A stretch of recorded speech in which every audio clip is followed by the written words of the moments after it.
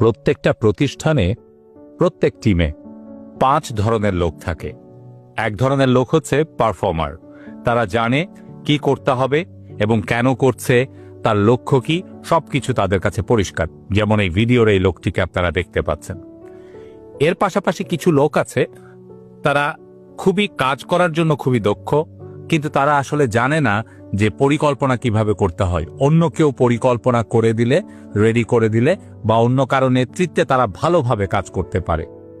আবার কিছু লোকজন আছে, তারা মাঝামাঝি, অর্থাৎ কাজ করে কিন্তু নিজে পরিকল্পনা করতে পারে না, অন্যের পরিকল্পনাই করে, এবং তারা তাদের কাজ আসলে এমন যে তারা করলেও সেটি বড় রকমের খুব পরিবর্তন আনে না, আবার না করলেও সেটা খুব সমস্যা তৈরি করে না, অর্থাৎ দুধ ভাত টাইপের।